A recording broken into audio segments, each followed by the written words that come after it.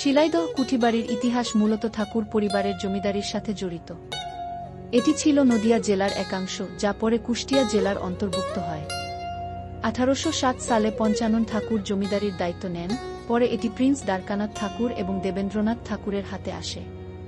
জমিদারির তত্ত্বাবধান করতে 1889 সালে এখানে আসেন রবীন্দ্রনাথ ঠাকুর এবং দীর্ঘ 1901 সাল পর্যন্ত তিনি শিলাইদহে অবস্থান করেন। এই কুঠিবাড়িতেই রবীন্দ্রনাথ ঠাকুর পেয়েছিলেন অনুপ্রেরণা।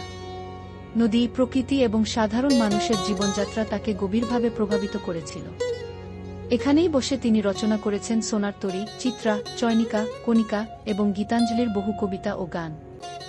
এখানকার সাধারণ কৃষক ও জেলেদের জীবন তাকে বাস্তব অভিজ্ঞতা দিয়েছে, যা তার সাহিত্যকে করেছে মানবিক ও বাস্তবধর্মী। তিনি শিলাইদহে থেকেই জমিদারি দেখাশোনা করতেন এবং সাধারণ কৃষকদের দুর্দশা দেখে জমিদারি ব্যবস্থার ত্রুটি অনুধাবন করেন।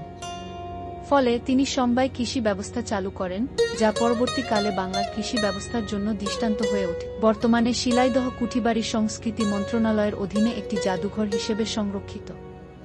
এখানে রবীন্দ্রনাথের ব্যবহৃত জিনিসপত্র, আসবাবপত্র, ছবি ও চিঠিপত্র রাখা হয়েছে। প্রতি বছর 25শে বৈশাখ এবং 22শে শ্রাবণ উপলক্ষে এখানে রবীন্দ্র জয়ন্তী ও স্মরণোৎসব অনুষ্ঠিত হয়, যেখানে কবিগুরুর অনুরাগীরা একত্রিত হন। শিলাইদহ কুঠিবাড়ি শুধু একটি ঐতিহাসিক স্থান নয়, এটি বাংলা সাহিত্যের একটি অবিচ্ছেদ্য অংশ। রবীন্দ্রনাথের জীবনের গুরুত্বপূর্ণ অধ্যায়গুলোর সাথে এই স্থান জড়িয়ে আছে। তার সাহিত্য, দর্শন এবং মানবতাবাদী চেতনার গভীরতা উপলব্ধি করতে হলে একবার হলেও কুঠিবাড়ি ঘুরে আসা উচিত।